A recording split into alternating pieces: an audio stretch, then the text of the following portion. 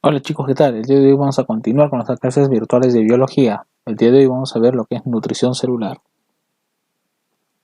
Primero vamos a comenzar viendo qué es nutrición, ¿sí? ¿Qué es nutrición para ti? A ver, esta imagen te ayuda a poder determinar qué es nutrición. Bien, a ver, vamos a ver si lo que respondiste es correcto, ¿sí? La nutrición es el intercambio de materia y energía de la célula con el medio que lo rodea. Sí, en este caso, por eso decía, esta imagen te hace una referencia. En la fotosíntesis es un continuo cambio de materia y energía. ¿Quién constituye la materia acá? Dióxido de carbono, oxígeno, agua, sales minerales, glucosa, ¿sí? Entonces todo eso conforma la materia y la energía, ATP. Bien, entonces ese constante cambio de energía, materia, materia, energía, energía, materia, materia, energía, esa es la nutrición, ¿sí? Entonces, ¿cómo se da este intercambio de materia? ¿Sí? Este intercambio de materia, recuerda que se da gracias, te dije, la nutrición es a través de la célula con el medio. Pero ¿cómo es que la célula va a poder intercambiar materia si la célula está rodeada por una membrana? ¿Verdad? Está rodeada. Recuerda que una célula tiene tres partes: membrana, citoplasma y núcleo. Pero si esta célula está rodeada por una membrana, ¿cómo es que puede permitir intercambiar materia? Si hay una línea, es como una pared. Recuerda que te dije que la membrana tiene espacios, ¿sí? Tiene puertas formadas por unas proteínas. Bien. Una de las formas de lograr ese intercambio es a través de difusión, ¿sí? Entonces recuerda, primero, la membrana plasmática tiene un papel muy importante en este intercambio de materia, ¿sí? Debido a que posee una permeabilidad selectiva. O sea, la membrana permite el cierto paso de algunas sustancias a través de ella, no de todas, ojo, ¿sí? Pues por eso dice que posee una permeabilidad selectiva. Sí, porque hay algunas cosas que van a pasar a través directamente de la membrana, como que otras cosas que no, ¿sí?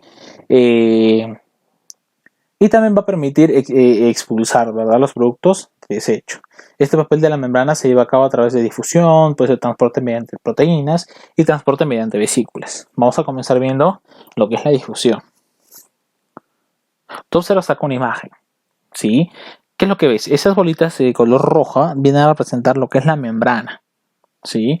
En ambos casos tú ves que a través de la membrana están pasando esas bolitas azules, que puede ser nutrientes, que puede ser diversas, en este caso vamos a ver ahora, ¿sí? Entonces, si tú observas acá, ya, estas bolitas azules pasan directamente a través de la membrana, no necesitan ninguna otra estructura para poder ingresar o salir de la célula, ¿sí? Esa es la difusión, es un fenómeno por el que las sustancias de tamaño pequeñas, o sea, que son, perdón, de pequeño tamaño, por ejemplo el oxígeno, el dióxido de carbono, atraviesan la membrana, desplazándose desde la zona en la que se hallan en mayor concentración hasta la que se encuentra en menor concentración, ¿sí? Ese es el movimiento continuo que va a tener estas moléculas, que puede ser de oxígeno, dióxido de carbono, ¿sí?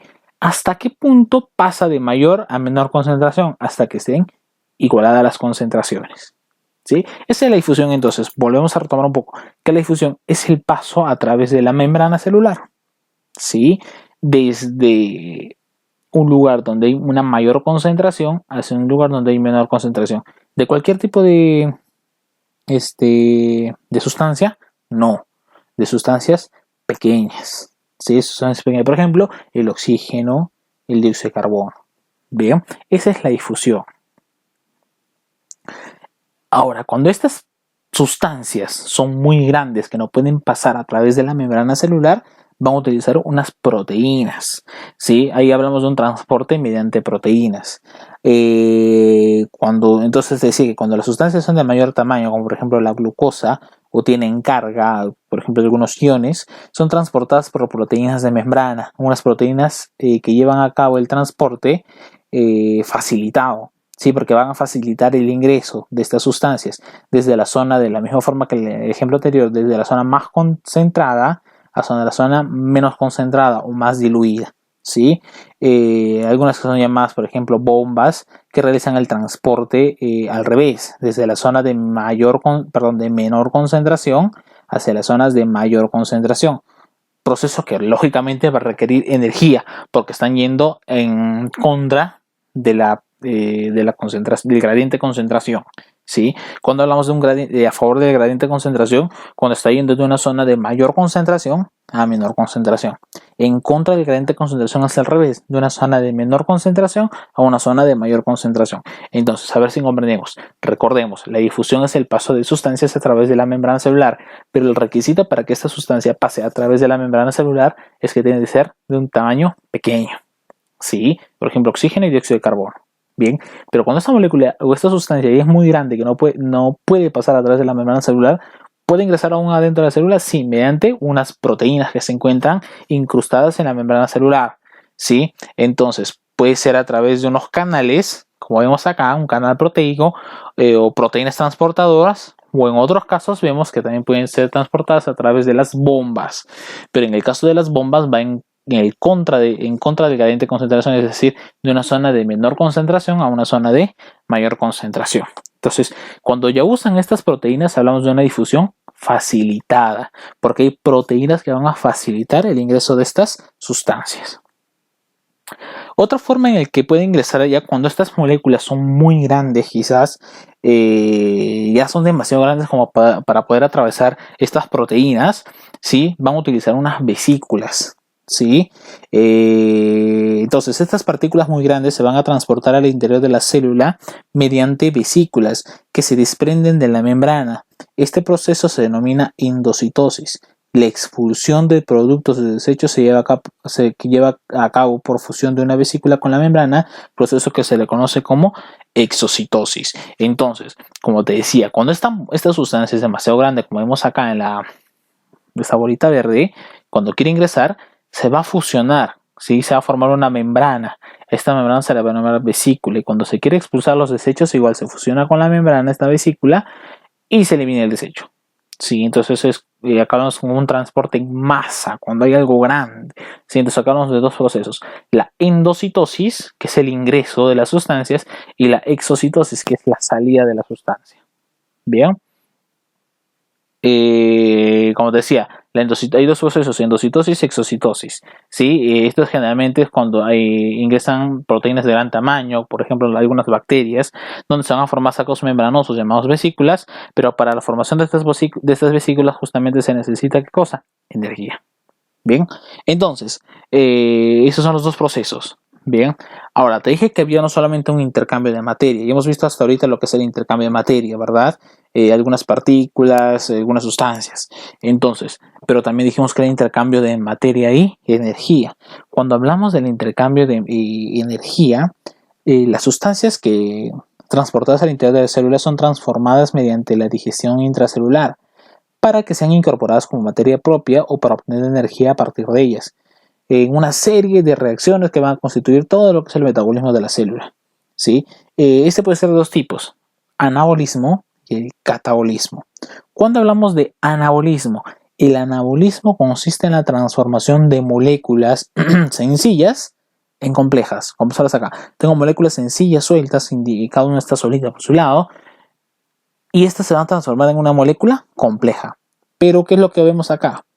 El uso de energía para poder formar esta molécula compleja, ¿sí? Por ejemplo, la fotosíntesis es un ejemplo de este proceso anabólico de las células autótrofas que se producen en los cloroplastos. Mediante la fotosíntesis, las células captan la energía luminosa gracias a la clorofila y transforman en energía química, que viene a ser el ATP. La energía es empleada en un proceso anabólico en el que el CO2 y el agua, que son moléculas sencillas, van a dar lugar a la formación de moléculas más complejas, como por ejemplo la glucosa, y se libera el oxígeno al medio. El oxígeno es un producto de desecho de la fotosíntesis esencial para la respiración de los seres vivos. Entonces ahí vimos un ejemplo de lo que es anabolismo.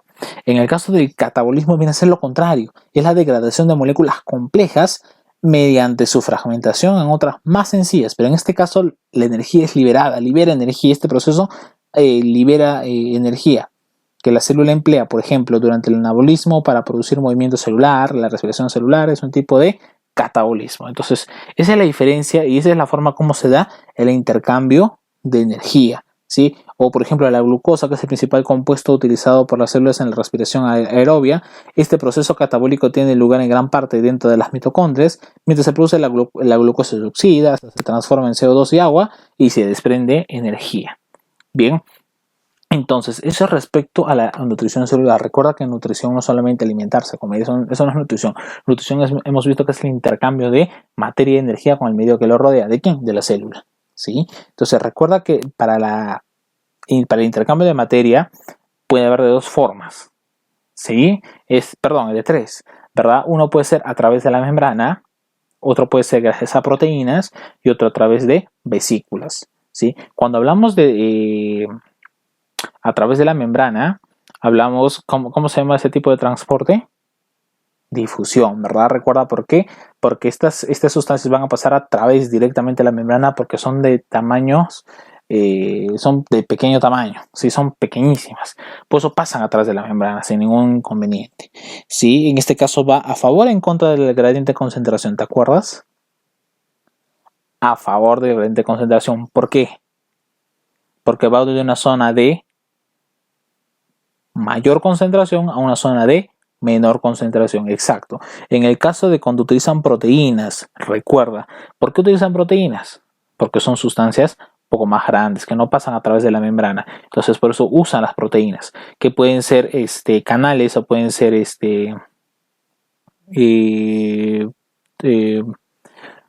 transportadores. Sí, pueden ser canales o transportadores que van a permitir el paso igual de una zona de mayor concentración a una zona de menor concentración, o pueden ser bombas. Si en el caso de las bombas, por ejemplo la bomba de sodio de potasio, ¿qué es lo que hace? Lleva las sustancias de una zona de mayor concentración a una zona de menor concentración a una zona de mayor concentración, es decir, va en contra del gradiente de concentración, ¿sí? Y cuando son muy grandes, por ejemplo, cuando una bacteria, ¿no? Cuando, por ejemplo, una célula, un glóbulo blanco quiere alimentar su macrófago, se quiere alimentar de una bacteria, la quiere destruir, la quiere matar, se la quiere comer, utiliza justo este proceso, ¿no? De fagocitosis, que es un proceso de utilizar las vesículas para poder alimentarse e ingerir esta bacteria. Esta bacteria no puede pasar a través de la membrana porque es muy grande. Esta bacteria no puede pasar a través de un canal, una bomba, un transportador porque son muy grandes. Entonces, ¿qué utilizan? Vesículas.